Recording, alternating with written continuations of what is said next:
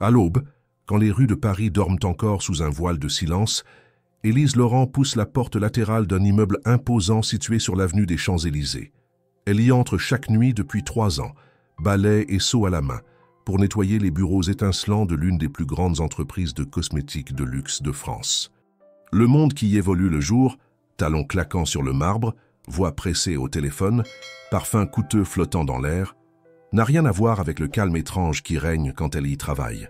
Personne ne la remarque, ni les cadres croisés par hasard tôt le matin, ni les vigiles blasés qui ne lèvent même plus les yeux. Pourtant, Élise connaît chaque recoin du bâtiment. Elle pourrait dire, en fermant les yeux, où est posée chaque tasse oubliée, quelle odeur appartient à quel directeur, ou quel nom figure sur les plaques dorées qui ornent les portes. Elle est invisible, mais elle voit tout. Élise a 26 ans. Elle vit seule dans un petit studio de Montreuil, au 5e étage d'un immeuble sans ascenseur. Une kitchenette, un lit en fer forgé hérité de sa mère, une étagère penchée surchargée de livres trouvés dans les rues ou sur les marchés. Ses vêtements sont simples. Son unique robe, longue, grise, légèrement élimée aux manches, appartenait à sa mère, couturière disparue trop tôt. C'est tout ce qu'il lui reste d'elle, en dehors d'une boîte en carton remplie de boutons et d'épingles rouillées. Chaque soir, avant de partir, Élise attache ses cheveux en un chignon rapide, glisse un carnet dans sa poche arrière et prend le métro. Durant le trajet, elle observe les gens avec une curiosité tendre. Les regards perdus, les mains fatiguées, les écouteurs vissés aux oreilles. Elle aime imaginer les histoires qu'ils ne racontent jamais. Dans son carnet, elle note des phrases volées, des pensées fugitives. Certains soirs, en nettoyant les miroirs, elle y laisse discrètement un mot ou une citation, pour voir si quelqu'un les remarque. Mais personne ne dit jamais rien. Elle connaît pourtant chacun de ces visages qui peuplent les couloirs le jour. Antoine Bellamy, le PDG charismatique, grand, élégant, toujours en costume bleu nuit, qui traverse les étages entouré d'assistants nerveux. Claire Morel, la directrice des ressources humaines, dont les talons résonnent comme des coups de marteau sur le carrelage. Et puis les autres, le chef de marketing, les designers, les responsables des campagnes publicitaires. Tous beaux, sûrs d'eux, parfumés d'ambition. Élise, elle, se contente de passer entre leurs ombres. Elle n'est pas malheureuse. Il y a une forme de liberté dans l'anonymat. Elle aime le calme, le silence des bureaux vides, la lumière dorée des veilleuses, le bruit du chiffon sur le verre. Elle aime surtout ne pas avoir à jouer un rôle, ne pas prétendre. Mais parfois, dans les reflets des vitrines, elle s'interroge. Et si quelqu'un, un jour, la voyait vraiment? Une fois, alors qu'elle nettoyait une salle de réunion, elle est tombée sur un carnet oublié. Curieuse, elle l'a ouvert et y a trouvé des croquis de flacons de parfum, accompagnés de notes à la plume. Des idées novatrices, poétiques, presque naïves. Rien de signé. Elle a pris une photo, a copié une phrase dans son carnet, puis a remis le tout en place. Depuis, elle se demande si ses idées ont un jour été lues. Ses collègues de nettoyage sont discrets. Certains font ce travail depuis plus de 10 ans. Ils parlent peu. Les échanges se font à la machine à café ou dans les vestiaires. Certains plaisantent, d'autres râlent sur les salaires, sur les horaires, sur les produits ménagers trop forts. Mais personne ne parle de rêve ni d'avenir. Pas dans ce monde-là. Madame Colette, la plus ancienne, est différente. Elle a des mains tordues par les années, mais des yeux vifs comme ceux d'un renard. Ancienne couturière pour les maisons de haute couture, dit-elle. Élise l'écoute avec attention quand elle raconte ses souvenirs de soie et de défilé, entre 2 gestes de serpillière. Parfois, elle lui montre comment recoudre un ourlet ou renforcer un tissu abîmé. Un vêtement peut tout changer, ma petite, mais il doit porter une histoire. Ce soir-là, Élise finit plus tard que d'habitude. En sortant du dernier bureau du 8e étage, elle s'arrête un instant devant la grande baie vitrée. Paris s'étend devant elle, lumineuse, immense. La tour Eiffel clignote au loin. Elle respire lentement, le front contre la vitre froide. Elle ne sait pas encore que sa vie est sur le point de basculer. Elle ramasse son seau, son balai et referme la porte derrière elle. Le silence règne encore, mais quelque chose imperceptiblement a commencé à changer. C'était une nuit comme tant d'autres, humide et silencieuse. Le 8e étage, réservé aux hauts dirigeants, brillait de son éclat habituel, bien que déserté à cette heure tardive. Élise, gantée et concentrée, faisait glisser la serpillière en longues bandes régulières, le bruit du plastique mouillé frottant contre le sol comme une respiration rythmée. Elle aimait cet étage. C'était là que l'on trouvait les plus beaux bureaux, les décorations les plus fines, les parfums les plus enivrants. C'était aussi là que les oublis étaient les plus révélateurs. Une cravate laissée sur un dossier, une note griffonnée à la hâte sur un coin de feuille, un rouge à lèvres oublié sur une table de réunion, ces objets racontèrent les histoires de ceux qui vivaient là le jour. Alors qu'elle nettoyait près d'un grand bureau en bois foncé, un souffle d'air léger provenant d'une fenêtre mal fermée fit voler quelques feuilles. L'une d'elles glissa sur le rebord, se plia et tomba, droit dans son seau d'eau savonneuse. Instinctivement, Élise la récupéra, les doigts tremblants, cherchant à éviter qu'elle ne se désintègre. Le papier était épais, ivoire, orné d'un sceau doré estampé du logo de l'entreprise. L'eau avait commencé à imbiber les bords, mais le texte restait lisible. Intriguée, elle le déplia avec précaution et lut. Il s'agissait d'une invitation officielle. Le texte calligraphié annonçait en termes pompeux le prestigieux bal de gala annuel de l'entreprise, organisé dans un hôtel particulier près de la place Vendôme. Seuls les cadres de haut niveau, quelques célébrités partenaires de la marque et des invités triés sur le volet, y étaient conviés. La soirée promettait d'être fastueuse, habillée de cristal, de champagne millésimé et de discours élégants.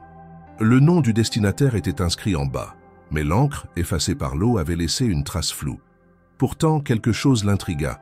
Juste en dessous, une version imprimée portait le nom Élise Laurent. Elle relut plusieurs fois, croyant à une hallucination. C'était impossible. Son cœur battait plus vite. Elle regarda autour d'elle, cherchant une caméra, une blague, une explication logique. Une employée de nettoyage invitée à un événement aussi prestigieux? Elle pensa d'abord à une erreur, peut-être un mauvais paramétrage lors de l'impression ou une plaisanterie cruelle. Mais le papier, l'encre, le cachet, tout était authentique. Élise descendit les escaliers en courant, tenant le carton mouillé comme un objet précieux. Le hall d'entrée était vide, sauf pour le veilleur de nuit, un homme grand et rond, toujours plongé dans ses mots croisés. Elle s'approcha du comptoir, hésitante. « Pardon, j'ai trouvé ceci dans un des bureaux. Il est à mon nom, mais je suppose que c'est une erreur. » Le gardien, sans même lever les yeux de son journal, attrapa le carton, l'examina quelques secondes, puis haussa les épaules. « Ah, vous êtes Élise Laurent ?» demanda-t-il d'un ton nonchalant. « Oui. » Il griffonna quelque chose dans un cahier, puis répondit comme s'il annonçait l'heure. « Alors c'est pour vous. Pas de souci, votre nom est sur la liste. » Elle resta figée, le cœur battant fort.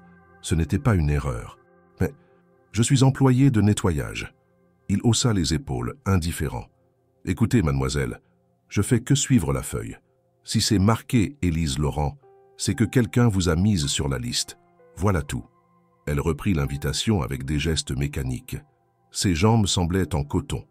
En remontant dans le vestiaire pour finir son service, elle n'arrivait pas à détacher son regard du carton humide. Chaque mot imprimé semblait la regarder, la juger. L'invitation parlait de tenue de soirée obligatoire, de tapis rouge, de réception au champagne et de cérémonie d'honneur pour les valeurs de la maison. Des valeurs? Elle nettoyait les couloirs. Elle n'avait jamais assisté à une seule réunion, n'avait jamais été saluée autrement que d'un signe de tête distant quand on la voyait. Et pourtant, le nom était bien là, imprimé, officiel. Une part d'elle voulait déchirer le carton, le jeter dans la poubelle la plus proche. C'était forcément une erreur, et elle savait très bien ce que devenaient ceux qui osaient sortir de leur place, des sujets de moquerie, des anomalies que l'on remet à leur place sans ménagement. Mais il y avait une autre part, bien plus discrète, plus ancienne, presque oubliée, qui murmurait qu'il fallait garder ce carton. Ne rien dire, ne pas fuir, juste attendre, voir. Au vestiaire, elle glissa l'invitation dans la poche intérieure de son manteau et n'en parla à personne. Du moins, pas cette nuit-là. Mais les jours suivants, le doute ne la quittait plus. À chaque fois qu'elle nettoyait un bureau, elle scrutait les regards, guettait un sourire, une allusion, un piège. Rien. Tout continuait comme avant, comme si rien n'avait changé, sauf pour elle. Finalement, une fin de soirée, elle en parla dans le réfectoire, entre deux cafés tièdes, alors que les autres finissaient leur sandwich. Les réactions furent immédiates.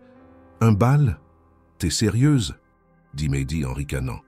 Tu rêves, ma belle, renchérit Soraya. C'est pas pour nous, ces trucs-là. Mais Madame Colette, assise en silence dans un coin, posa calmement sa tasse avant de fixer Élise avec une intensité inhabituelle. Tu comptes y aller? Élise hésita. Je sais pas, je veux dire, c'est absurde. La vieille femme plissa les yeux.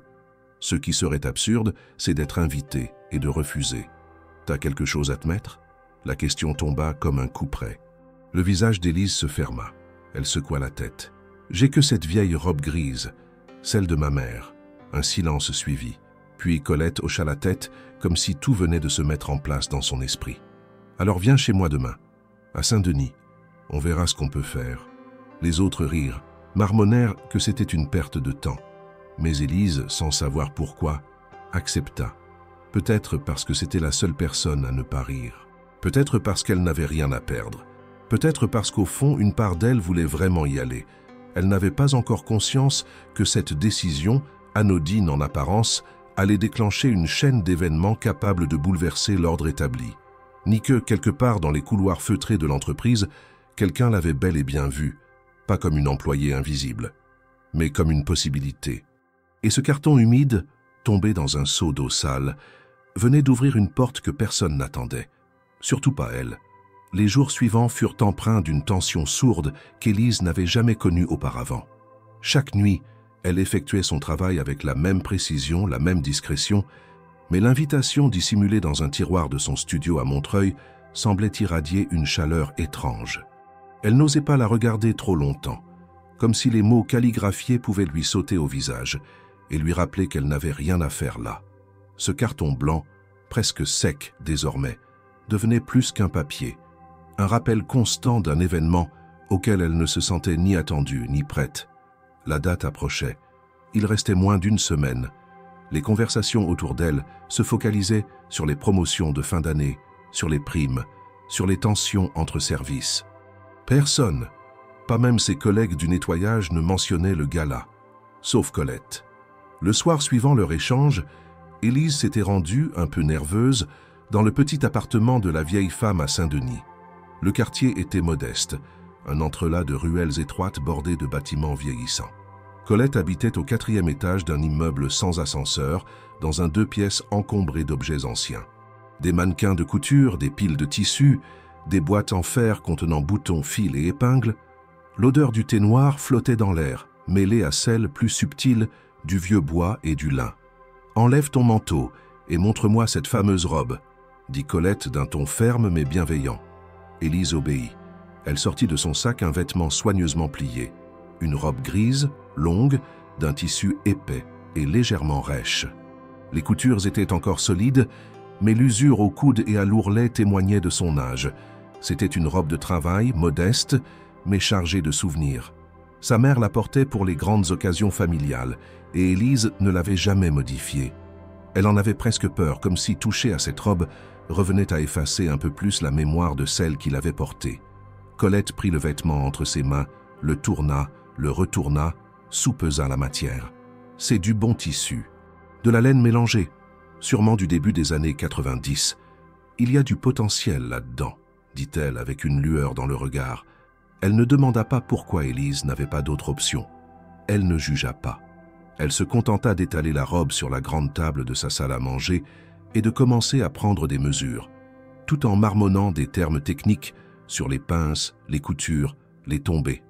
Il n'y eut pas de promesse de miracle, juste une promesse de faire avec ce qu'on a, et de le faire bien. Pendant 4 jours, après chaque service de nuit, Élise prenait le métro jusqu'à Saint-Denis. Elle aidait comme elle pouvait, à repasser les tissus, à choisir les fils, à coudre les petits détails. Elle apprit à reconnaître les points de surjet, à fixer une doublure, à renforcer un col. C'était un travail lent, patient, presque méditatif. Chaque soir, la robe prenait forme, se transformait. Le tissu était découpé, ajusté, recousu. Les manches furent affinées, la taille redessinée, l'encolure ouverte en un léger V élégant, mais sobre. Colette ajouta une bande de dentelle ancienne, retrouvée dans une boîte en carton, tout juste assez large pour orner le bas de la robe. Une dentelle couleur crème, discrète, presque invisible sauf à la lumière. Elle broda à la main avec du fil doré, de minuscules motifs le long de la couture de la taille. rien d'ostentatoire. Juste ce qu'il fallait pour transformer la simplicité en distinction. La vieille femme n'épargna ni son temps, ni son énergie. Elle refusa tout paiement. « Cette robe, c'est aussi l'histoire de ta mère. Tu la portes en toi.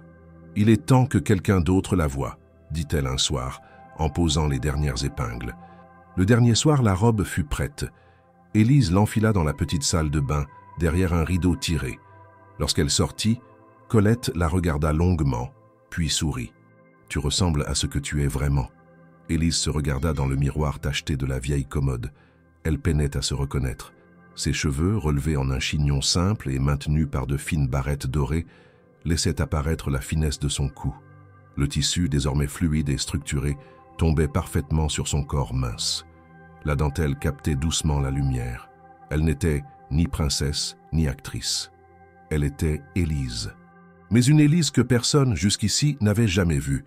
Elle rentra chez elle ce soir-là le cœur battant, la robe protégée dans une housse de plastique offerte par Colette. Dans le métro, elle sentit les regards des passagers, mais cette fois, elle ne baissa pas les yeux. Pour la première fois depuis des années, elle sentait que quelque chose en elle avait changé. Pas seulement à cause de la robe, mais à cause de ce que la robe représentait. Un acte de foi. Une main tendue dans un monde habitué à ignorer les invisibles.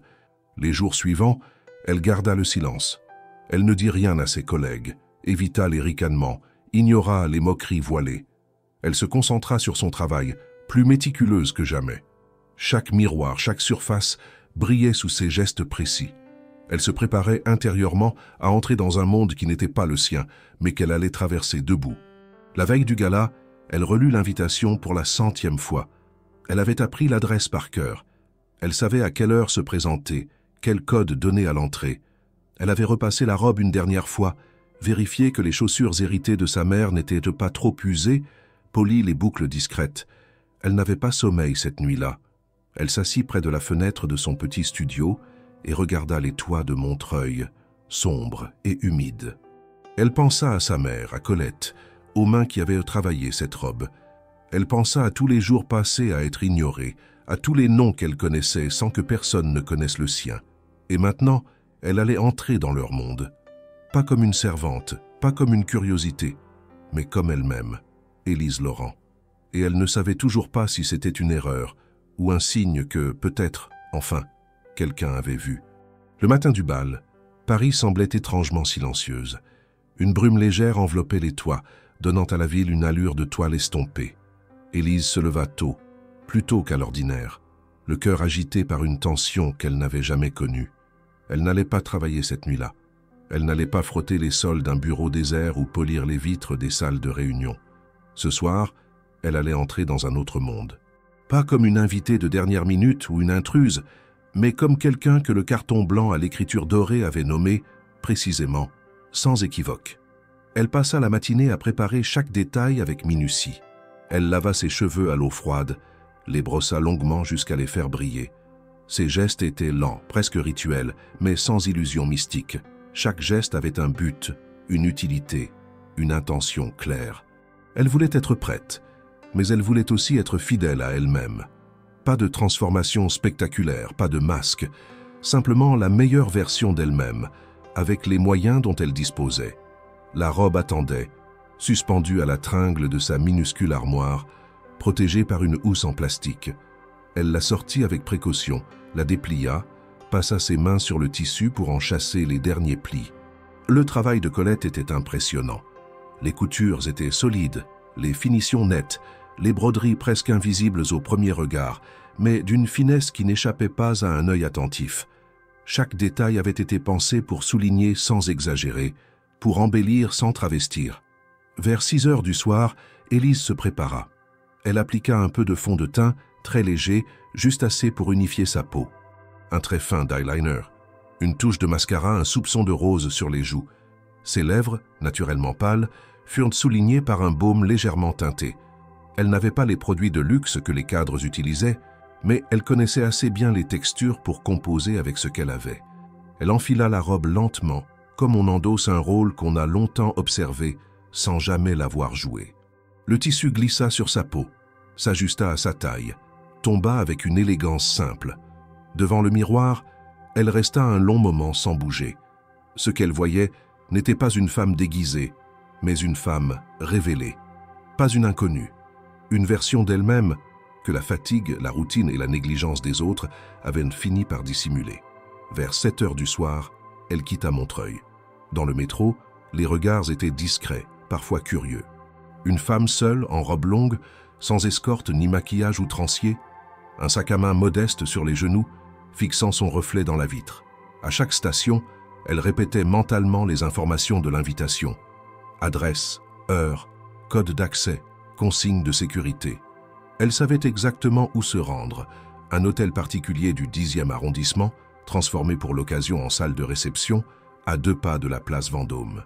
Elle descendit à la bonne station, marcha quelques minutes dans les rues pavées, ses talons claquant doucement sur la pierre. L'air était frais, mais pas glacial. Devant le bâtiment, un tapis rouge avait été déroulé. Des photographes attendaient déjà les premiers invités. Élise hésita à avancer, mais un agent de sécurité s'approcha, lui demanda poliment son nom, vérifia sur une tablette, puis lui ouvrit le chemin avec un hochement de tête respectueux. Elle entra. Le hall était baigné de lumière dorée. Les murs, recouverts de miroirs et de moulures anciennes, renvoyaient des éclats de cristal. Une musique douce s'échappait d'un orchestre discret installé dans un coin. Des serveurs en gants blancs déambulaient avec des plateaux d'argent chargés de coupes de champagne. Partout, des femmes en robe de créateur, des hommes en smoking impeccable, des sourires étudiés, des poignées de main calculées. Élise resta près de l'entrée quelques secondes. Le brouhaha des conversations, le cliquetis des verres, les flashs des appareils photo, tout cela semblait provenir d'un monde lointain. Mais elle n'était pas venue pour fuir. Elle inspira profondément, redressa les épaules et entra dans le salon principal. Les premiers regards se tournèrent vers elle, certains par habitude, d'autres par surprise. Elle n'était pas célèbre, ni immédiatement identifiable. Mais il y avait quelque chose dans sa présence qui captait l'attention. Sa robe unique, sa démarche mesurée, son regard droit. Pas de sourire figé, pas d'arrogance, juste une présence. Elle avança lentement, se dirigeant vers un coin du salon où elle pourrait observer sans être trop exposée. Mais les conversations autour d'elle ralentirent. Certains chuchotaient, d'autres la regardaient avec insistance, tentant de deviner son identité. Était-elle la compagne discrète d'un investisseur étranger? Une créatrice anonyme? Une journaliste infiltrée? Elle sentit les regards, les murmures, les silences. Mais elle ne détourna pas les yeux. Elle s'était préparée à cela. Ce qu'elle n'avait pas prévu, en revanche, c'était le regard d'Antoine Bellamy. De l'autre côté du salon, près d'un grand escalier, le PDG de l'entreprise parlait avec une invitée, une femme élégante aux cheveux noirs et à la robe écarlate. Il semblait absorbé par la conversation, jusqu'à ce que son regard glisse dans la direction d'Élise. Et là, tout changea. Il se figea, les yeux fixés sur elle, les sourcils légèrement froncés, comme s'il tentait de la replacer dans un souvenir flou. L'invité continua de parler, mais il ne l'écoutait plus. Il regardait Élise. Elle détourna les yeux, gênée. Elle n'était pas venue pour provoquer une scène.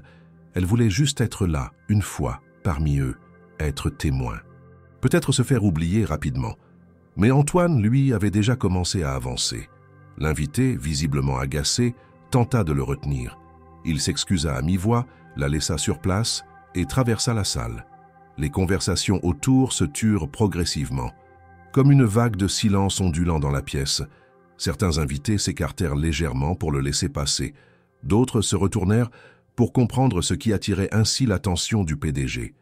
Et Élise, immobile, sentit son cœur battre dans ses tempes. Quand il fut à quelques pas, elle vit dans ses yeux non pas de l'étonnement, mais une reconnaissance confuse. Pas celle d'un visage qu'on reconnaît tout de suite, mais celle d'une présence qu'on a déjà perçue, sans jamais vraiment la regarder. Il s'arrêta juste devant elle, et à ce moment précis, la salle entière sembla retenir son souffle. Le salon principal, où se déroulait le cœur de la soirée, portait bien son surnom, le salon de cristal. D'immenses lustres pendaient du plafond orné de fresques, projetant une lumière tiède qui se reflétait sur les murs recouverts de miroirs biseautés et les colonnes de marbre ivoire. Les tables basses étaient garnies de bouquets de fleurs blanches, de verrines brillantes, de coupes de champagne encore perlantes. L'air sentait le jasmin, le cuir et les conversations de pouvoir. Et au milieu de cette scène orchestrée dans les moindres détails, le pas interrompu d'Antoine Bellamy changea l'équilibre de la pièce. Il ne se précipita pas. Son approche fut lente, mais déterminée. À mesure qu'il avançait, les murmures s'épaississaient, comme une vague qui prenait forme avant de se briser. Certains le suivaient des yeux interloqués. D'autres chuchotaient déjà. Il allait vers une femme inconnue, vêtue d'une robe qui, bien que belle, ne portait aucune signature reconnaissable. Elle ne figurait sur aucune liste de presse, n'était affiliée à aucun nom connu du milieu. Et pourtant, elle était là, debout, droite, sans faux semblant, et Antoine la regardait comme s'il venait de reconnaître quelque chose qu'il cherchait depuis longtemps. Élise, elle, ne savait plus où poser ses mains. Son instinct lui disait de se fondre dans le décor, de s'éclipser discrètement. Mais elle ne bougea pas. Elle n'avait rien à cacher, rien à prouver non plus. Elle était là parce qu'on l'y avait invitée. Et même si elle ne comprenait toujours pas pourquoi, elle refusait de s'excuser d'exister. Ce moment-là, elle l'avait gagné en silence, jour après jour, année après année, en nettoyant les reflets de ces mêmes miroirs dans lesquels on la regardait enfin. Lorsqu'Antoine s'arrêta devant elle, le silence était presque complet. Seul un violon jouait encore, discrètement, quelque part derrière une colonne. Il la fixa, longuement. Pas avec l'arrogance de ceux qui jugent, mais avec une perplexité honnête, une interrogation visible. Il n'avait pas encore trouvé les mots, mais son corps parlait pour lui. Une surprise mêlée d'un respect qu'on ne feint pas. Élise soutint son regard, sans défi, mais sans soumission non plus. Elle attendit qu'il dise quelque chose. Il n'y eut pas de phrases creuses ni de banalité, pas de compliments superficiels ni d'éloges mielleux sur sa tenue. Ce fut un geste qui parla en premier. Antoine Bellamy, directeur général de la maison de cosmétiques la plus prestigieuse de France, homme reconnu pour sa froideur élégante et son autorité discrète, s'agenouilla lentement devant tout le monde, un genou au sol, comme si la réalité avait basculé autour de lui. Il ne fit aucun geste théâtral, ne prit pas sa main, ne chercha pas l'attention. Il leva simplement les yeux vers elle dans un silence pesant et dit d'une voix basse mais ferme « Pardonnez-moi de ne vous avoir jamais remarqué ». Un frisson parcourut la salle. Plusieurs invités échangèrent des regards incrédules. Certains, sans comprendre, enregistraient déjà des vidéos discrètement. L'invitée précédente d'Antoine, celle à la robe rouge écarlate, se figea de l'autre côté de la pièce, son verre encore en main. Son visage se durcit, puis elle tourna brusquement les talons, quittant le salon sans attendre. Personne ne chercha à la retenir. Élise ne savait pas quoi répondre. Tout cela allait trop vite. 1 heure plus tôt, elle peinait à croire qu'elle entrerait dans cette salle. Maintenant, elle faisait face à une scène que même son imagination la plus audacieuse n'aurait osé inventer. Mais ce n'était pas une comédie. Rien dans le regard d'Antoine n'indiquait qu'il se jouait d'elle. Au contraire, il semblait sincèrement troublé, presque ému. Il cherchait à comprendre quelque chose. Elle ne parla pas. Elle ne posa pas la main sur son épaule, ne lui demanda pas de se relever. Elle attendit. C'était à lui de faire le prochain pas. Après quelques secondes de silence, il se redressa lentement sans rompre le contact visuel. Il inspira profondément, comme pour rattraper son souffle. « Je suis désolé, » dit-il encore. « J'ai lu vos phrases, sur les miroirs, ces petits papiers. C'était vous, n'est-ce pas ?» Elle acquiesça d'un simple signe de tête. Je pensais qu'un esprit aussi fin ne pouvait pas venir d'ici. J'avais tort. Les mots, cette fois, portaient. Plusieurs convives autour avaient arrêté de faire semblant de ne pas écouter. Des regards se tournaient vers eux, mêlant surprise, jalousie, admiration, curiosité. Élise, pourtant, n'y prêta pas attention. Elle regardait Antoine, non pas comme un patron, mais comme un homme soudainement mis à nu, rattrapé par une vérité qu'il n'avait jamais vue venir. « Pourquoi avez-vous écrit ces mots ?» demanda-t-il. Elle haussa doucement les épaules. « Parce que les miroirs renvoient toujours quelque chose, parfois ce que les gens refusent de voir. » Il sourit faiblement, baissa les yeux un instant, puis se redressa de toute sa hauteur. À cet instant précis, il ne s'agissait plus d'un chef d'entreprise et d'une employée invisible. C'étaient 2 personnes face à une collision improbable de réalité. « Vous ne devriez pas rester seul ici, » dit-il alors. Il tendit le bras, non pas pour l'entourer ou l'emmener de force, mais comme une invitation discrète. Un geste simple, presque timide, et contre toute attente, elle l'accepta. Ils traversèrent ensemble le salon, maintenant silencieux, jusqu'à la piste de danse lentement éclairée par les projecteurs tamisés.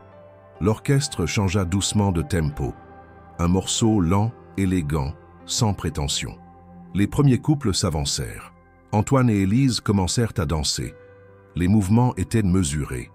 Ils guidaient avec douceur, elle suivait avec prudence. Ils ne se parlaient presque pas. Quelques phrases à mi-voix, des regards plus éloquents que des discours.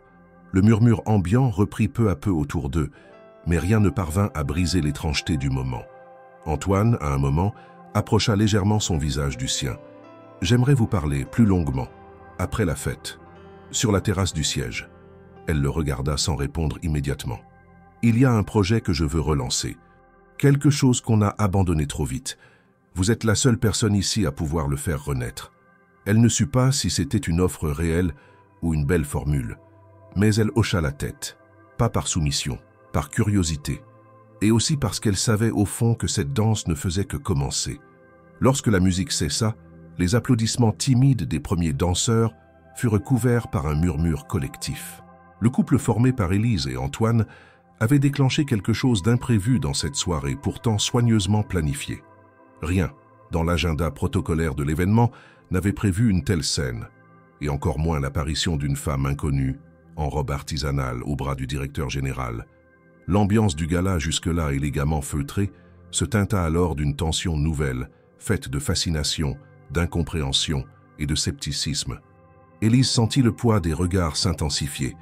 Elle n'était plus une silhouette discrète dans la foule, elle était devenue l'objet de toutes les attentions, et ce changement soudain, presque violent, ne venait pas de son allure ou de son discours, mais du geste inattendu d'Antoine. Se mettre à genoux devant elle, l'inviter à danser, lui parler comme à une égale. C'était ce geste-là qui avait fissuré la façade. La femme à la robe rouge, celle qui avait été laissée seule au milieu du salon, réapparut peu après la danse, accompagnée d'un homme plus âgé, conseiller juridique de l'entreprise. Elle échangea quelques mots à voix basse, visiblement en colère. Son regard croisa celui d'Élise un instant, mais ce ne fut pas une confrontation directe. C'était plus subtil, une mise en garde silencieuse. Elle n'était pas la seule à s'interroger sur ce que cette présence signifiait vraiment. Antoine, de son côté, semblait avoir pris une décision. Il guida Élise vers l'une des alcôves du salon, plus calme, à l'abri des oreilles indiscrètes. Il était tendu, mais pas nerveux. Il parlait avec calme, comme s'il se libérait d'un poids. « Ce que j'ai fait ce soir, je ne l'ai pas planifié, mais je ne le regrette pas. » Élise ne répondit pas immédiatement. Elle observait ses gestes, son regard, ses hésitations. Il n'était pas en train de jouer. Il semblait sincèrement troublé. « Il y a quelque chose dans vos mots, dans vos silences aussi, que j'ai reconnu. Une forme de lucidité qu'on a perdue ici. » Elle fronça légèrement les sourcils. « Vous me parlez comme si j'avais un rôle à jouer dans cette entreprise. Mais je ne suis qu'une femme de ménage. » Il secoua doucement la tête. « Justement, c'est ce point de vue que je veux entendre. Vous voyez ce que nous ne voyons plus. » Il lui expliqua alors qu'un projet de longue date, abandonné après plusieurs tentatives infructueuses, restait dans un tiroir. Il s'agissait d'une ligne de produits axée sur l'inclusivité, la sobriété, la durabilité, des mots souvent utilisés mais rarement appliqués. Il voulait le relancer différemment cette fois, avec des voix nouvelles, des idées brutes. Élise, à ses yeux, représentait cette voix. Mais avant qu'elle ne puisse formuler une réponse, une interruption se produisit. Un homme en costume sombre s'approcha, souffla quelques mots à l'oreille d'Antoine et lui tendit un téléphone. Il pâlit légèrement en lisant ce qu'il voyait à l'écran. « C'est déjà sur les réseaux », dit-il à mi-voix. Des photos de lui, agenouillé, circulaient en temps réel. Les hashtags s'accumulaient. Certains criaient au scandale, d'autres à la mise en scène. Les commentaires se multipliaient. Qui était cette femme? Une nouvelle égérie? Une conquête? Une provocation? Antoine referma le téléphone et soupira. Il va falloir affronter ça. Élise comprit qu'un mur venait de tomber et que derrière ce mur, la machine de communication et de pouvoir allait se mettre en branle. Le lendemain, tout le monde parlerait de cette soirée. Et pas en termes flatteurs. Les images parleraient plus fort que les intentions. Elle reprit son calme, redressa les épaules. « Je n'ai rien demandé de tout ça. Vous m'avez invité. Je suis venu. C'est tout. » Il approuva d'un signe de tête, puis avec gravité, et c'est moi qui devrais en assumer les conséquences. Ils restèrent quelques instants en silence. Puis il lui tendit à nouveau la main. « Venez, il y a un endroit plus tranquille. » Ils quittèrent le salon par une porte secondaire. Un couloir privé menait à une terrasse surplombant la cour intérieure. Paris s'étendait devant eux, lumineuse, indifférente. La fraîcheur de la nuit les enveloppa. Antoine prit appui sur la balustrade, les yeux perdus dans les toits. Ce n'est pas la première fois que je choque les actionnaires, mais cette fois, je sens que ça ira plus loin. Élise s'approcha doucement. « Pourquoi avoir fait ça, alors ?» Il répondit sans détour. « Parce que je suis fatigué des jeux, fatigué de faire semblant que tout va bien alors qu'on tourne en rond, et parce que ce soir, je vous ai vu. » Elle ne chercha pas à embellir la scène. Ce n'était pas un conte. Ce n'était pas non plus une déclaration. C'était un moment d'épuisement lucide, où deux personnes se retrouvaient à la frontière de leur monde respectif. Quand ils revinrent dans le salon, la soirée touchait à sa fin. Les derniers invités s'attardaient près du bar. Quelques regards se tournèrent vers eux, mais l'attention s'était déjà déplacée ailleurs. Antoine raccompagna Élise jusqu'à l'entrée, lui glissa une carte avec ses coordonnées directes et dit simplement « Ne disparaissez pas. J'aurai besoin de vous. » Elle hocha la tête, rangea la carte sans un mot, puis elle tourna les talons, descendit les marches du grand escalier et sortit dans la nuit parisienne. Le vent s'était levé. Elle serra son manteau contre elle. La robe de Colette frémissait doucement sous la doublure. Et dans sa poche, la carte d'un homme qui, pour une fois, n'avait pas détourné le regard. Mais elle savait déjà que ce geste, aussi sincère soit-il, aurait des répercussions. Que ce qu'elle avait vu dans les yeux des autres invités n'allait pas s'effacer par magie, et que ce que cette soirée avait déclenché n'en était qu'à son tout premier souffle. Le lendemain matin, Paris se réveilla comme à son habitude, bruyante, élégante, indifférente à ce qui avait eu lieu quelques heures plus tôt dans un salon doré du 10e arrondissement. Mais dans les couloirs de l'entreprise, sur les téléphones des employés, dans les groupes de discussion privés, une image circulait avec insistance, celle du directeur général, Antoine Bellamy, à genoux devant une femme inconnue lors du bal de gala. Aucun communiqué officiel n'avait encore été publié, aucun mot n'avait filtré de la direction. Mais les rumeurs, elles, n'attendaient pas, et leur rythme était bien plus rapide que celui des versions officielles. Élise, quant à elle, ne retourna pas immédiatement au travail. Elle avait prévenu à l'avance qu'elle prendrait une journée de repos. Ce matin-là, elle resta longtemps assise à sa table dans le petit studio de Montreuil, regardant la lumière passer à travers le rideau. La robe de la veille était soigneusement pliée, rangée dans sa housse posée sur une chaise. Son téléphone vibrait par intermittence, mais elle ne répondait à personne. Elle n'avait pas de réseaux sociaux. Aucune présence publique, et pourtant, sans le savoir, elle était déjà au centre d'une discussion nationale. Vers midi, une enveloppe fut glissée sous sa porte. Pas de timbre, pas de nom d'expéditeur. À l'intérieur, une carte manuscrite, sur un papier épais. Ce soir, 20h, terrasse du siège, Antoine. Rien de plus. Pas de signature de direction, pas de sceau officiel, juste une invitation directe, discrète, presque intime. Elle resta un moment à fixer les mots. Elle savait qu'en se rendant là-bas, elle s'engagerait dans quelque chose qu'elle ne maîtrisait pas encore. Mais elle savait aussi qu'il était trop tard pour reculer. À 20h précises, vêtue simplement d'un manteau noir et d'une robe sobre, Élise pénétra à nouveau dans le bâtiment qu'elle connaissait mieux que quiconque. Mais cette fois, elle n'entra pas par la porte de service, ni par l'entrée du personnel. Le vigile, le même homme qui avait validé son invitation au bal, la reconnut aussitôt. Il ne posa aucune question. Il appuya sur un bouton et ouvrit les portes vitrées sans un mot. Elle monta seule jusqu'au dernier étage. La terrasse surplombait tout Paris. Un panorama réservé d'ordinaire aux clients VIP, aux réunions stratégiques, aux photos officielles. Antoine l'attendait, adossé à la balustrade, un manteau long sur les épaules. Il se retourna en entendant ses pas. « Merci d'être venu. » Elle s'approcha, gardant une distance respectueuse. Il n'y avait ni tension ni malaise, mais une sorte de prudence mutuelle. Ils étaient encore en train d'apprendre comment se parler dans ce nouvel espace de conversation qu'ils n'avaient jamais partagé. Antoine prit une inspiration. « Ce matin, on m'a conseillé de faire un communiqué de presse, de dire que tout était une erreur, que vous étiez une ancienne connaissance, un geste de charité, un malentendu. » Élise ne dit rien. J'ai refusé. J'ai dit que j'assumais, que vous aviez été invité à juste titre, et que j'avais lu vos mots, vos notes sur les miroirs.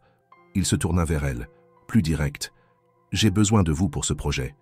Pas comme symbole, pas comme outil marketing, mais comme collaboratrice. Elle leva les yeux vers lui, surprise par la clarté de la proposition. Je ne suis pas diplômé, je ne suis pas cadre, je n'ai pas d'expérience dans la gestion. Il hocha lentement la tête. Justement, le projet que je veux relancer, celui qui a été enterré, parlait de création partagée, d'idées venues du terrain, d'authenticité. Et vous avez cette voix que personne ici n'a. Il lui expliqua alors plus en détail. Il s'agissait d'une gamme de produits repensés dès la base, conçus avec les employés, les utilisateurs réels, les gens ignorés par les études de marché. Chaque produit serait associé à une histoire humaine, une ligne moins clinquante, mais plus honnête, plus ancrée. Il avait besoin de personnes capables de raconter ces histoires, de les repérer, de les traduire en langage de marque sans les déformer. Elle l'écouta longuement, et plus il parlait, plus elle comprenait qu'il ne cherchait pas à la mettre sur une affiche, mais à l'intégrer réellement, à lui confier un rôle. Elle ne répondit pas immédiatement. Elle demanda du temps pour réfléchir. Il accepta, sans insister. Ils restèrent encore un moment sur la terrasse, parlant de tout et de rien. De livres, de silence, de ce que signifie être vu dans un monde qui regarde sans regarder. Puis elle s'en alla. Durant les jours suivants, Élise retourna travailler. Pas au siège, pas encore. Elle reprit ses tournées habituelles, le balai en main, le seau à la hanche. Mais quelque chose avait changé. Elle n'était plus invisible. Les regards qu'on lui adressait étaient différents. Certains curieux, d'autres méfiants, quelques-uns admiratifs. Elle saluait comme elle l'avait toujours fait.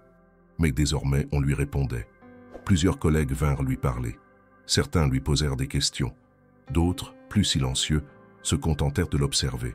Ce n'était pas de l'animosité, c'était un basculement, une brèche dans l'équilibre établi. Elle le ressentait. Une semaine après leur conversation sur la terrasse, elle accepta la proposition d'Antoine. Il ne s'agissait pas d'un contrat classique, pas de titre pompeux, pas de privilèges excessifs, mais une mission claire, collecter les récits des employés de l'ombre, comprendre les usages réels des produits, proposer des idées qui ne viennent pas des consultants, mais de la base, et traduire tout cela dans une langue accessible. Elle commença par interviewer les agents d'entretien, les techniciens, les réceptionnistes. Elle prit des notes, enregistra des voix. Elle demanda à chacun ce qu'il pensait des produits, de l'entreprise, de l'image qu'on leur imposait. Beaucoup furent surpris d'être interrogés. Certains eurent du mal à parler, mais peu à peu les langues se délièrent. Elle envoya ses premiers rapports à Antoine, qui les lut avec attention. Il y répondit par des commentaires précis, respectueux. Une forme de dialogue s'installa entre eux, pas un partenariat d'égal à égal car les positions restaient très différentes, mais une reconnaissance réelle, une ouverture. Dans les couloirs de l'entreprise, les bruits couraient encore. Des versions romancées de ce qui s'était passé au bal, des hypothèses sur une romance naissante, des critiques sur le favoritisme supposé.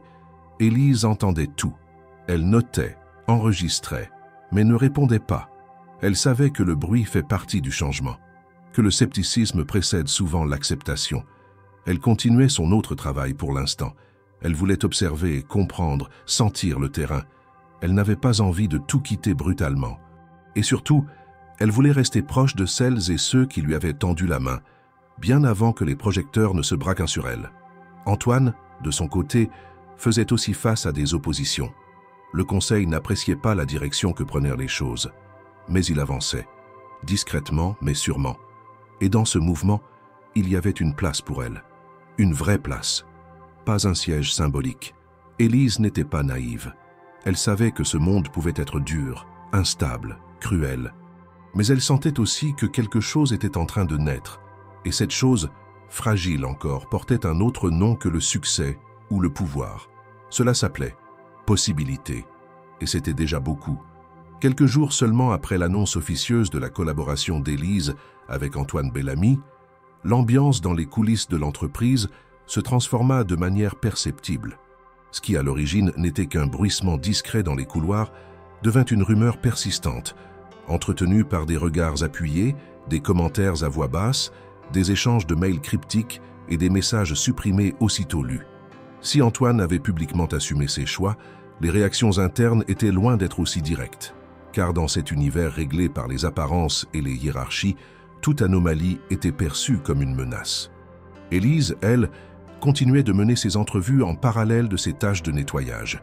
Elle recueillait les témoignages avec patience, prenant soin de ne pas brusquer ceux qui, habitués à être ignorés, n'osaient pas se livrer spontanément. Mais plus ses entretiens progressaient, plus elle ressentait un isolement grandissant. Les collègues qui, auparavant, échangeaient avec elle quelques mots cordiaux autour de la machine à café ou dans les vestiaires, devenaient soudain distants. Certains ne la regardaient plus dans les yeux, d'autres évitaient volontairement sa présence. Ce n'était pas de la haine, c'était pire, un mélange de méfiance et de soupçon, nourri par l'idée qu'elle avait franchi une ligne invisible. Les commentaires les plus virulents ne venaient pas de ses collègues du nettoyage, mais des services intermédiaires, ressources humaines, communication, marketing. Des employés qui, bien qu'exclus des sphères les plus hautes, se croyaient néanmoins au-dessus des autres par leur position dans l'organigramme. Pour eux, Élise n'était rien d'autre qu'une femme de ménage à qui on avait offert, sans raison apparente, une visibilité imméritée. Les mots revenaient souvent. Favoritisme, stratégie, coup monté. Certains insinuaient qu'elle avait usé de son charme pour manipuler Antoine. D'autres, plus cyniques encore, prétendaient qu'elle avait été choisie comme figure de communication pour donner à l'entreprise une image sociale, presque humanitaire. Au sein de l'équipe de nettoyage, la fracture était visible. Quelques-uns, comme Mehdi ou Soraya, évitaient tout contact avec elle. Ils ne disaient rien en face, mais faisaient circuler des remarques blessantes à voix basse. D'autres, comme Madame Colette, gardèrent leur distance, non par rejet, mais par prudence. La vieille femme continuait de l'observer avec une bienveillance silencieuse. Mais Élise sentait qu'elle avait besoin de voir jusqu'où cette nouvelle réalité allait l'emmener avant de se prononcer. La directrice des ressources humaines, Claire Morel, joua un rôle discret mais décisif dans ce climat délétère. Jalouse de l'attention que recevait Élise, furieuse de n'avoir ni anticipé ni influencé la décision d'Antoine, elle mit en place une série de manœuvres subtiles pour compliquer le quotidien de la jeune femme. Elle fit modifier certains plannings sans avertir, réduisit ses heures de travail sur certains jours sans justification claire et refusa soudain de valider certaines de ses demandes de matériel. Tout cela sans jamais la confronter directement, préférant opérer à travers des intermédiaires pour mieux brouiller les pistes. Lors d'une réunion interne, elle évoqua même, sans nommer Élise, le danger de faire entrer dans les cercles décisionnels des individus n'ayant pas les compétences requises ni les qualifications professionnelles. Elle proposa l'élaboration d'une charte de gouvernance interne afin de garantir la cohérence des processus de décision, en insistant sur la nécessité de protéger l'entreprise contre des initiatives impulsives, même venues d'en haut. Antoine, présent, comprit l'allusion, mais ne répondit pas. Il prit note. Élise, de son côté, encaissait. Elle n'était pas dupe.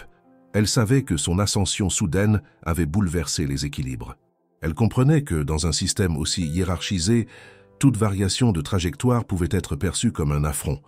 Mais ce qui l'étonnait le plus, c'était la violence silencieuse, l'hostilité passive, la capacité qu'avaient certains à transformer une personne en symbole, puis en cible, sans jamais oser l'affronter ouvertement. Elle se réfugia dans le travail. Chaque jour, elle continuait ses rencontres avec les employés invisibles. Elle recueillait des anecdotes, des idées, des critiques constructives.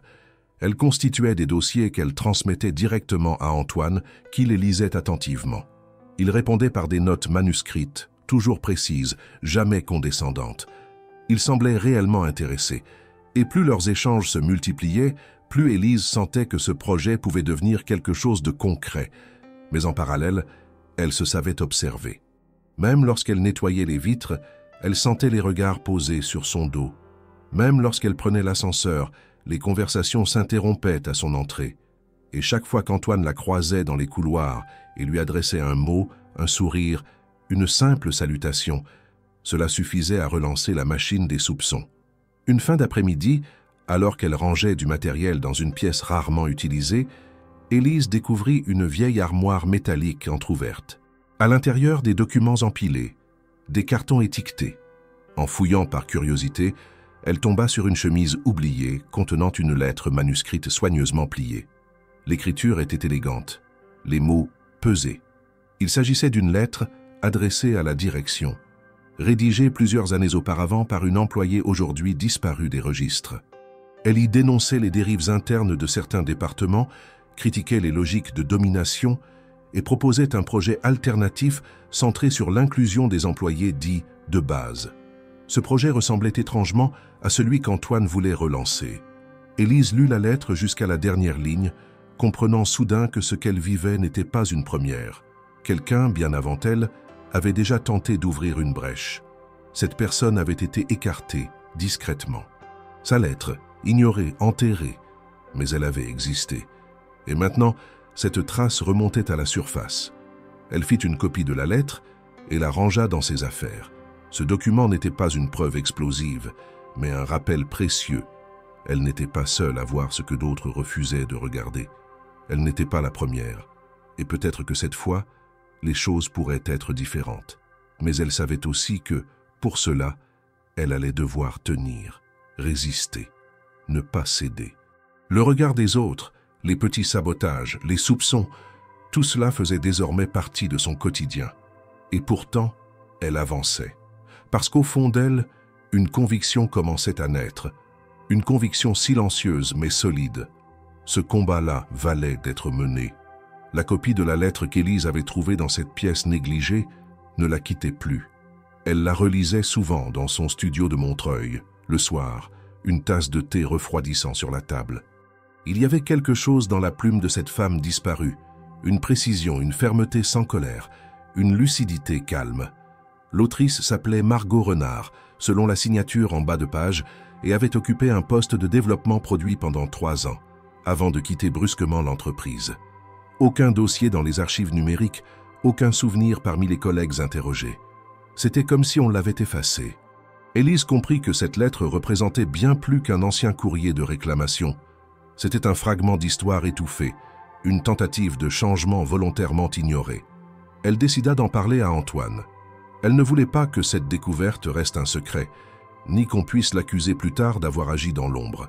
Elle prit rendez-vous, non par message, mais en laissant une note manuscrite dans la boîte dédiée aux communications internes de la direction. Le lendemain, elle fut convoquée dans un petit bureau au dernier étage, plus modeste que ceux qu'elle avait visités auparavant. Antoine l'y attendait, seul, sans secrétaire ni collaborateur. Il avait l'air fatigué, mais déterminé. Elle déposa la lettre sur la table. Il la prit sans poser de questions et la lut lentement, fronçant les sourcils à plusieurs reprises. Lorsqu'il eut terminé, il resta un moment silencieux, les doigts posés sur le papier. « Margot Renard, ce nom me dit vaguement quelque chose, » murmura-t-il. « Elle a travaillé ici, oui, j'étais encore directeur adjoint à l'époque. Elle avait de bonnes idées, trop radicales pour certains. » Il reposa la lettre. Elle est partie du jour au lendemain. Officiellement, elle a démissionné. Officieusement, je crois qu'on l'a poussée dehors. Élise n'avait pas besoin de plus d'explications. Elle connaissait les méthodes douces mais efficaces que l'entreprise utilisait pour faire taire les voix gênantes. Des mutations injustifiées, des évaluations biaisées, des réunions jamais communiquées, puis un placard, puis l'oubli. Ce que Margot avait proposé plusieurs années auparavant était exactement ce que l'on commençait à envisager aujourd'hui. Mais cette fois, quelque chose avait changé. Il y avait une volonté interne de relancer ce mouvement, et Élise sentait qu'elle devait aller jusqu'au bout. Elle proposa à Antoine de construire une présentation formelle autour des idées de Margot, en les croisant avec les témoignages qu'elle avait déjà recueillis. Il accepta. Elle passa les jours suivants à structurer ce travail, à croiser les données, à relire les comptes rendus, à bâtir une vision cohérente à partir des fragments disparates qu'elle avait récoltés. Elle n'avait jamais fait ça auparavant, mais ses années de silence observateur lui avaient donné une capacité rare à organiser les récits, à dégager des lignes claires là où les autres ne voyaient que du bruit. Elle créa une structure en 3 parties. La réalité actuelle et les limites du modèle dominant, la parole des invisibles, leur perception des produits, des méthodes, des politiques, et enfin, une vision nouvelle, concrète, inspirée par Margot, ajustée par l'expérience du terrain, portée par une voix différente. Antoine fut impressionné par la clarté du document. Il proposa d'en faire une présentation au comité stratégique. Pas un simple partage informel, mais une intervention officielle. Élise hésita. Elle n'avait jamais parlé en public devant des cadres supérieurs, encore moins dans une salle où chaque mot serait analysé, interprété, parfois utilisé contre elle. Mais elle accepta, non par bravade, parce qu'elle savait que ce moment était l'aboutissement de tout ce qu'elle avait traversé. Se taire maintenant serait trahir ceux qui lui avaient confié leurs histoires. La réunion fut programmée un jeudi matin, dans une des plus grandes salles du siège. Antoine ouvrit la séance brièvement en rappelant que cette présentation était une initiative interne, née de l'écoute des employés dits non visibles. Puis il se tourna vers Élise. Elle se leva, un dossier entre les mains, sans notes écrites. Elle s'était préparée pendant des heures, répétant seule ses phrases, chronométrant son temps, ajustant son ton. Mais au moment de parler, elle ne lut rien. Elle parla simplement, posément. Avec cette clarté propre aux gens qui n'ont rien à vendre, mais beaucoup à dire. Elle évoqua d'abord le quotidien du personnel invisible, les horaires décalés, les tâches répétitives, le manque de reconnaissance, les remarques condescendantes, l'absence de voix. Puis elle raconta les témoignages. La caissière qui détourne les emballages pour les réutiliser, le technicien qui modifie les étiquettes pour les rendre plus lisibles, la réceptionniste qui reçoit des confidences sur les produits sans jamais être consultée. Elle parla ensuite de Margot Renard, de sa lettre, de ses idées, de leur disparition. Et enfin, elle proposa un cadre nouveau. Co-création de produits, commission mixte, transparence des décisions, cycle de retour direct avec les équipes de terrain. La salle était partagée. Certains cadres hochèrent la tête, visiblement convaincus. D'autres, figés dans leurs fauteuils en cuir, affichaient une réserve froide. Personne ne l'interrompit, mais à la fin, il n'y eut pas de tonnerre d'applaudissements. Un silence dense flotta quelques secondes, suivi de quelques remerciements polis. Antoine prit la parole pour conclure. Il ne reprit pas ses mots. Il ne les adoucit pas. Il se contenta de dire que cette proposition serait intégrée dans le plan stratégique de l'année suivante et que Margot Renard méritait d'être réhabilitée. Il demanda officiellement qu'on retrouve son dossier, qu'on la contacte, qu'on lui présente les excuses de l'entreprise. À la sortie, Élise croisa plusieurs regards. Certains admiratifs, d'autres fermés, mais aucun ne l'ignora. Ce jour-là, elle n'était plus un fantôme parmi les autres. Elle était devenue une voix, non pas celle d'une exception, mais celle d'un mouvement trop longtemps étouffé. Le soir même, en rentrant chez elle, elle reçut un message anonyme sur son téléphone. « Courage. On est beaucoup à vous lire, même si on ne parle pas. » Elle ne sut jamais qui l'avait envoyé. Mais elle comprit qu'au-delà des murs, quelque chose commençait à se fissurer, et qu'à travers cette fissure, une lumière nouvelle tentait de passer. La semaine qui suivit la présentation d'Élise devant le comité stratégique fut marquée par une série de répercussions imprévisibles. Ce qui devait être un simple partage d'expériences internes s'était transformé en point de bascule. Les mots d'Élise, à la fois directs et fondés sur des faits tangibles, avaient mis en lumière une réalité trop longtemps dissimulée sous les chiffres et les slogans. Plusieurs membres du conseil avaient quitté la réunion sans un mot. Certains avaient discuté entre eux à voix basse dans les couloirs, et d'autres, plus influents, avaient recommencé à faire pression sur Antoine pour qu'il revoie sa stratégie. La présentation d'une femme de ménage, aussi solide fût-elle, était perçue comme un affront au protocole, une rupture de l'ordre établi. Mais Antoine ne recula pas. Il programma 2 jours plus tard une réunion exceptionnelle avec le comité de direction au complet. Le lieu choisi n'était pas la grande salle vitrée habituelle, mais une salle plus sobre, plus ancienne, que l'on n'utilisait presque jamais. Une manière subtile de marquer une rupture avec les habitudes trop bien rodées. L'annonce de cette réunion fit rapidement le tour des services. Aucun détail n'était communiqué, ce qui ne fit qu'alimenter les spéculations. Certains y voyaient une tentative d'Antoine de justifier sa politique d'ouverture. D'autres pensaient à un rétropédalage sous la pression des actionnaires. Mais personne n'imaginait qu'Élise serait à nouveau présente. Et pourtant, ce matin-là, à 9 heures précises, elle entra dans la salle avec le même calme que la première fois. Elle n'était pas seule cette fois. À sa droite, un agent technique du service de maintenance, à sa gauche, une assistante administrative, en face d'elle, une préparatrice de commande du centre logistique.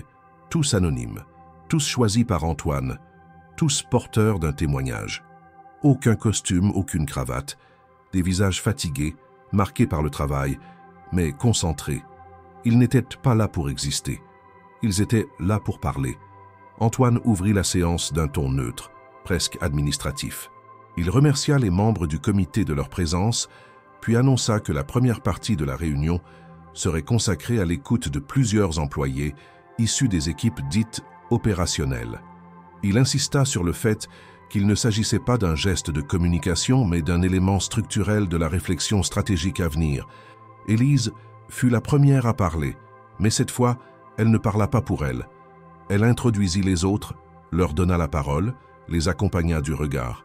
Le technicien parla de la vétusté des installations, de l'absence de consultation lors des rénovations qui ralentissaient la production. L'assistante évoqua les logiciels imposés sans formation, les décisions logistiques prises sans concertation. La préparatrice raconta les heures supplémentaires invisibles, les méthodes d'évaluation injustes, le manque de reconnaissance. Chacun parla entre 5 et 10 minutes. Pas de pathos, pas de colère. Juste des faits, des expériences, des solutions même, parfois simples, jamais coûteuses, mais toujours ignorées. La salle, d'abord tendue, devint progressivement attentive. Les regards devinrent moins fermés. Certains prenaient des notes. Un directeur de division fit même un commentaire constructif, reprenant une idée évoquée par l'assistante. Puis Élise conclut, non en plaidant une cause, mais en posant une question claire. Combien de décisions sont prises ici sans connaître leurs conséquences concrètes sur le terrain? Et elle laissa cette interrogation suspendue sans attendre de réponse immédiate. Antoine reprit alors la parole, non pour défendre ses choix, mais pour annoncer une décision. Il déclara la création d'un groupe de travail transversal, composé de membres de tous les niveaux hiérarchiques, chargé de proposer des ajustements concrets à la politique interne. Il ajouta que ce groupe serait piloté non par un directeur existant, mais par Élise Laurent en tant que coordinatrice de la synthèse des voix internes. Ce fut un choc. Le silence, cette fois, fut bien plus lourd qu'après la première réunion. Certains membres du comité échangèrent des regards d'incrédulité. Un directeur du développement commercial leva la main, visiblement contrarié. Il rappela sur un ton froid que l'entreprise disposait déjà de plusieurs dispositifs d'écoute, de rapports annuels, de tableaux de bord. Il insinua que ce genre d'initiative risquait de semer la confusion dans les circuits habituels. Antoine coupa la discussion. Ces dispositifs, justement, n'ont rien changé depuis des années. Ce que nous avons entendu ce matin ne figure dans aucun rapport. C'est précisément la preuve que notre méthode ne fonctionne plus. Un autre membre tenta de proposer une solution intermédiaire, créer un poste d'observateur, accorder une place consultative à Élise. Mais Antoine refusa. Il rappela que cette entreprise avait bâti sa réputation sur l'innovation et que l'innovation ne se limitait pas aux produits. Elle devait aussi concerner les méthodes de gouvernance. La décision était prise, elle serait appliquée. La réunion se termina sans consensus, mais avec un acte posé. Antoine demanda à Élise de préparer une première feuille de route pour le mois suivant. Elle acquiesça sans triomphalisme. Elle savait que le plus difficile commençait maintenant. En sortant de la salle, elle croisa plusieurs regards. Certains toujours sceptiques, d'autres intrigués, mais aucun ne l'ignora. Plus personne ne pouvait prétendre ne pas savoir qui elle était. Elle retourna à son poste comme si de rien n'était. Elle nettoya une salle de réunion, changea une poubelle, salua un collègue qui n'osa pas répondre. Mais dans l'ascenseur, un jeune stagiaire lui glissa, à voix basse, « C'était bien ce que vous avez fait. On en avait besoin. » Et pour la première fois depuis des semaines, Élise sourit sans retenue.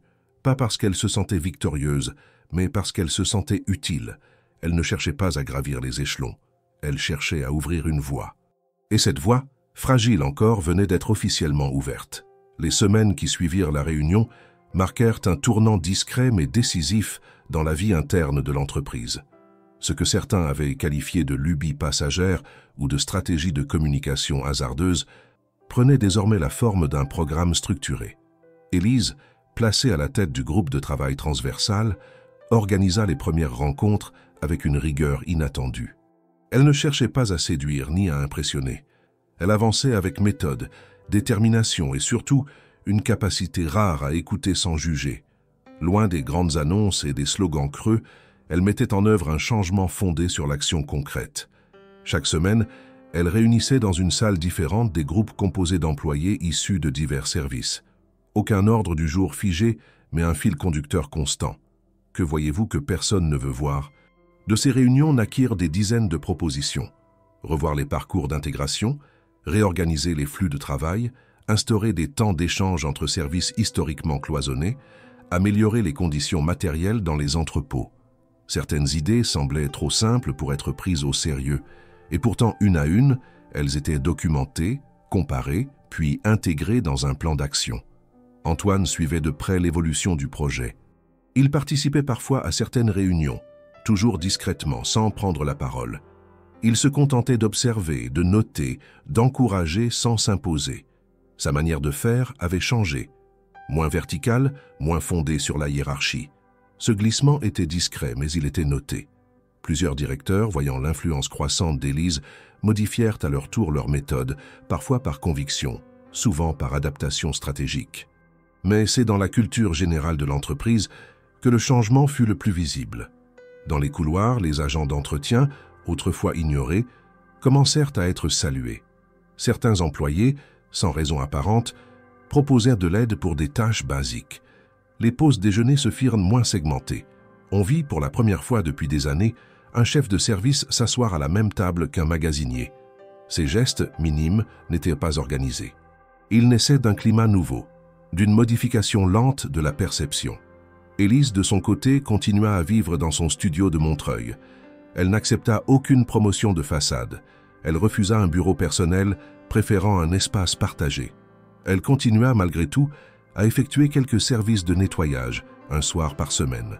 Non par nostalgie ou par provocation, mais parce qu'elle considérait ce lien comme essentiel. Elle voulait garder un pied dans la réalité. Continuer à observer, à comprendre les dynamiques invisibles. Un jour, sans prévenir, elle proposa une nouvelle idée à Antoine.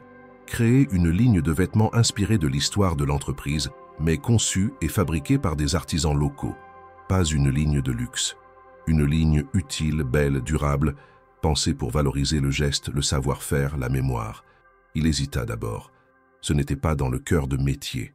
Mais elle insista.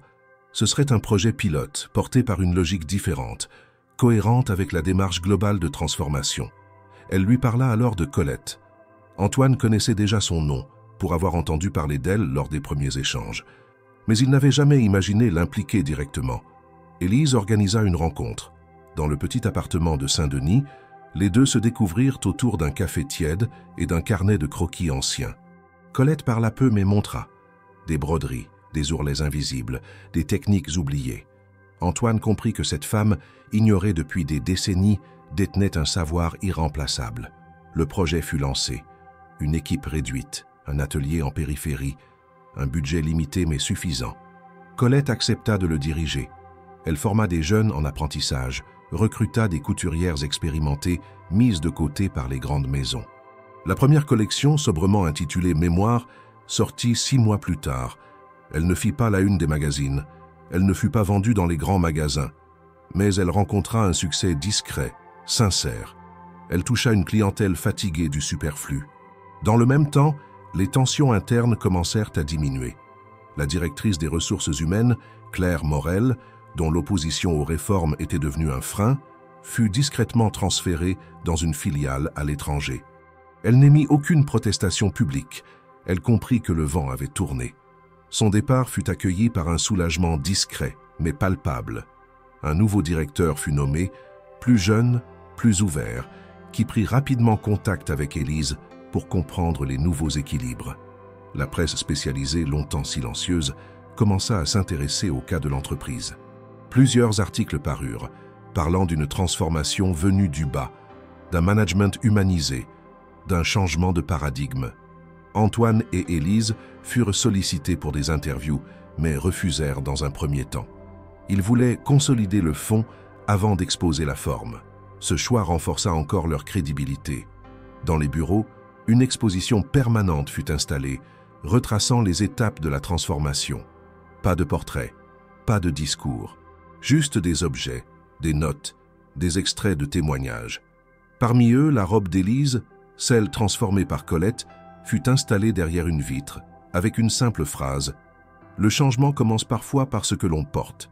Elle ne cherchait pas à symboliser un miracle, mais à rappeler que le regard posé sur quelqu'un peut être modifié par ce qu'il ou elle incarne. La relation entre Élise et Antoine évolua aussi, toujours professionnelle, empreinte de respect mais teintée d'une complicité nouvelle. Ils se voyaient souvent, travaillaient ensemble, se parlèrent de tout, parfois de rien. Aucun d'eux ne chercha à nommer ce lien. Ils avançaient à leur rythme, conscients que ce qui les unissait dépassait les catégories habituelles. Pas de promesses, pas d'attente figée, juste une présence continue. Élise ne se considérait toujours pas comme une dirigeante. Elle disait souvent qu'elle n'avait rien inventé, qu'elle avait simplement écouté, qu'elle avait dit tout haut ce que beaucoup pensaient tout bas. Mais ce que personne ne pouvait nier, c'est qu'autour d'elle, les choses avaient changé. Pas par miracle, pas par magie, mais par le travail, la clarté, l'écoute. Et tout avait commencé par une robe grise, une robe héritée, portée, transformée. Non pour paraître, mais pour exister. Même après avoir été propulsée à la tête d'un projet qui avait redéfini l'orientation de toute l'entreprise, Élise ne céda jamais à la tentation de se couper de son point de départ. Elle restait fidèle à ses gestes d'origine, à sa routine modeste, à son regard attentif sur ce que les autres ne voyaient pas. Le bureau qu'elle occupait, modeste et partagé avec 2 autres collaborateurs, n'avait rien de prestigieux. Elle refusait les décorations inutiles, les titres pompeux, les privilèges souvent proposés à ceux qui accédaient à son niveau de responsabilité. Elle tenait à rappeler que ce qu'elle faisait n'était pas une ascension, mais une continuité. Et cette continuité l'obligeait à maintenir un lien fort avec celles et ceux qu'elle avait côtoyés dans les couloirs, balai en main, pendant des années. Elle retourna régulièrement dans les vestiaires du personnel de nettoyage, pas comme une superviseure, comme une ancienne collègue. Elle apportait parfois du café, parfois rien d'autre que sa présence. Elle écoutait, posait des questions, prenait des nouvelles. Elle savait que la confiance se construisait dans la constance, dans les petits gestes répétés. Peu à peu, les barrières tombèrent. Les premières réserves, les soupçons, les jalousies même, cédèrent la place à une forme de respect calme. On comprit qu'elle n'avait pas oublié, qu'elle ne jouait pas un rôle. Elle ne prétendait pas être restée la même. Elle assumait le changement, mais en refusait les ruptures artificielles. Avec le temps, Élise proposa à la direction de mettre en place un fonds interne destiné à financer la formation continue des employés invisibles. Personnel d'entretien, sécurité, maintenance, réception. Elle voulait que ceux qui le souhaitaient puissent acquérir de nouvelles compétences, envisager d'autres parcours, sans être contraints de renoncer à leur poste pour cela. Elle présenta le projet non comme une politique sociale, mais comme un investissement stratégique. Donner de la perspective, c'était aussi fidéliser, renforcer les équipes, valoriser les savoirs. Le projet fut accepté. Un programme fut lancé sous le nom de Racine, imaginé pour permettre à chacun de développer son potentiel sans renier son histoire. Plusieurs ateliers furent créés. Langue, informatique, expression orale, gestion de projet, couture, artisanat. Les cours se tenaient après les horaires de travail, avec des intervenants rémunérés, dans des salles mises à disposition par l'entreprise. Élise y participait souvent, non comme organisatrice, mais comme observatrice active. Elle prenait des notes, interrogeait les participants, identifiait les freins. Elle ne cherchait pas à tout résoudre seule. Elle savait écouter les retours, ajuster les dispositifs, modifier ce qui ne fonctionnait pas. Parmi les premières inscrites, il y avait Soraya, celle qui, 1 an auparavant, l'avait critiquée ouvertement. Elle s'excusa un jour, brièvement, dans un couloir, pas par culpabilité, mais par honnêteté. Elle reconnut qu'elle n'avait pas compris ce qu'Élise essayait de faire, et qu'elle l'avait jugée trop vite. Élise accepta l'excuse avec simplicité. Elle n'attendait pas d'admiration. Elle voulait juste que les portes restent ouvertes. Les anciens collègues d'Élise commencèrent à trouver leur place dans cette nouvelle dynamique. Mehdi suivit une formation en maintenance avancée. Une autre collègue, Fatou, se lança dans un projet de médiation entre services. Le climat dans les étages évolua encore. Les silences d'ascenseur se faisaient moins lourds, les gestes de reconnaissance plus fréquents. Et dans les réunions stratégiques, on commença à entendre des références au retour de terrain, à citer des remarques formulées par des agents jusque-là ignorés. Antoine, en observant ce mouvement, comprit que le vrai changement ne venait pas des réformes structurelles, mais de ces liens renoués, de ces histoires tissées à nouveau. Il continua à travailler étroitement avec Élise, mais à distance respectueuse. Il ne cherchait pas à récupérer l'initiative. Il en était le garant, mais pas le moteur. Leur relation, elle aussi, s'était transformée. Elle n'était toujours pas définie par des mots. Ils partageaient des dîners, parfois des balades à pied à la tombée du jour, sans jamais évoquer ce que cela représentait. Ils avançaient côte à côte, parfois dans le silence, parfois dans des discussions intenses. Il la soutenait, elle le provoquait. Ils se complétaient dans leurs contradictions. Élise, de son côté, ne cherchait pas à accélérer les choses. Elle apprenait à trouver un équilibre entre sa vie privée et cette responsabilité nouvelle. Elle protégeait ses espaces de solitude, ses moments de lecture, ses trajets solitaires dans le métro. Elle ne participait pas à toutes les conférences, refusait certaines invitations. Elle voulait rester en prise avec le réel, avec la matière du quotidien. Un jour, elle proposa de réorganiser les parcours d'intégration des nouveaux employés. Elle suggéra que chaque nouvel arrivant, quel que soit son niveau, passe une demi-journée avec un membre du personnel opérationnel. Non comme une immersion symbolique, mais comme une vraie rencontre. L'idée fut accueillie avec scepticisme au départ. Mais après un essai pilote, les retours furent unanimes. La compréhension mutuelle s'en trouvait renforcée. Les décisions devenaient plus cohérentes, les conflits moins fréquents. Le programme fut généralisé. Élise ne voyait pas cela comme une victoire personnelle. Pour elle, c'était la simple preuve que les liens se reconstruisent quand on les considère comme des ponts et non comme des murs. Elle parlait souvent de racines, non comme d'un ancrage fixe, mais comme de points de départ. Elle disait que chacun devait pouvoir se sentir légitime d'avoir une histoire et que cette histoire soit considérée comme une ressource, pas comme un handicap. À mesure que les mois passaient, elle devint un repère pour beaucoup. Non une figure idéalisée, une présence. Une preuve vivante que la transformation est possible, même dans les environnements les plus figés, et que cette transformation ne dépend ni du pouvoir ni du prestige, mais d'un regard posé autrement, d'un lien recréé. Et tout ce qu'elle avait mis en œuvre, elle l'avait fait sans jamais renier son point de départ, sans jamais effacer son histoire.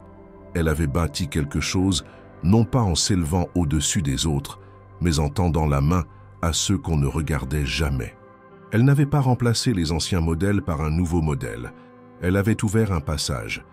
Et ce passage était désormais emprunté par d'autres. Plusieurs mois s'étaient écoulés depuis le gala qui avait marqué le point de bascule. L'entreprise, autrefois rigide dans ses rituels, s'était adaptée progressivement à une logique de mouvement, d'écoute, de questionnement. Rien n'avait été révolutionnaire dans la forme. Les bureaux étaient toujours là, les plannings toujours affichés, les réunions toujours tenues à heure fixe. Mais la manière dont les individus interagissaient, se saluaient, échangeaient, avait changé. On ne parlait plus uniquement de chiffres, de campagnes, de performances. On parlait aussi de sens, de cohérence, de trajectoires humaines. Et dans cette transformation invisible mais tangible, le nom d'Élise Laurent revenait souvent, non comme une légende, mais comme un point de référence. Un matin comme un autre, une nouvelle recrue arriva au sein de l'équipe de nettoyage. Elle s'appelait Lina, 22 ans, timide, plutôt réservée, vêtue d'un manteau trop grand et d'un bonnet gris élimé. Elle traversa les couloirs avec prudence, tenant son seau à 2 mains, cherchant des repères dans un environnement qui semblait immense. Elle avait reçu une formation rapide, quelques instructions, mais personne ne lui avait vraiment expliqué comment se comporter dans cette entreprise. Elle comprit vite qu'il valait mieux être discrète, ne pas parler trop fort, ne pas s'attarder.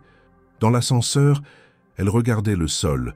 Dans les vestiaires, elle occupait toujours le coin le plus éloigné. Un soir, alors qu'elle terminait sa tournée dans l'un des étages supérieurs, elle croisa Élise. Elle ne savait pas qui elle était. Elle avait entendu quelques bribes de conversation, quelques surnoms, mais rien de très clair. Ce qu'elle voyait, à cet instant précis, c'était une femme qui lui ressemblait. Pas dans l'apparence, mais dans l'attitude. Une manière d'être à la fois présente et discrète. Une façon de marcher qui n'imposait rien, mais qui affirmait quelque chose. Élise s'approcha, un dossier sous le bras. « C'est ta première semaine ici, non ?» Lina hocha la tête, surprise qu'on lui adresse la parole. « Tu t'appelles Lina, c'est ça ?» Elle confirma, à peine audible. « Si jamais tu as des idées, n'hésite pas à venir me voir. » Lina resta silencieuse. Elle ne comprenait pas ce que cette phrase signifiait réellement. Elle acquiesça par politesse, pensant que c'était un mot gentil sans suite. Elle ne savait pas encore que cette femme qui venait de lui parler n'était pas une collègue ordinaire, ni une cadre traditionnelle. Elle ne savait pas encore que cette proposition, anodine en apparence, pouvait changer le cours de sa propre trajectoire. Mais quelque chose dans le ton d'Élise, dans la façon dont elle avait dit « si jamais tu as des idées », resta dans son esprit. Ce soir-là, Lina rentra chez elle, dans une chambre étroite partagée avec sa sœur. Elle se souvenait de cette phrase, encore et encore. Ce n'était pas une question, pas une promesse, c'était une autorisation. Et dans un monde où les jeunes comme elle n'en recevaient presque jamais, cela avait une valeur inestimable. Pendant ce temps, au siège de l'entreprise, une nouvelle campagne interne était en préparation. Pas une campagne commerciale, une initiative de communication centrée sur l'histoire de la transformation. Le département marketing voulait en faire une vidéo, un livret, une série de portraits. Élise refusa que son visage apparaisse. Elle proposa autre chose, une fresque collective, une composition graphique installée dans le hall principal, construite à partir des objets du quotidien des employés. Pas des portraits figés, des traces de gestes, un chiffon de nettoyage, une radio d'entrepôt, un clavier usé, une paire de ciseaux, une clé de sécurité, une boîte de thé. Chacun de ces objets portait une histoire, un lien, une main. Au centre de la fresque, une photographie fut encadrée, celle d'une femme debout devant un miroir. Elle ne regardait pas l'objectif, elle regardait son propre reflet, dans une robe grise, simple, brodée à la main. L'image était nette, sans filtre.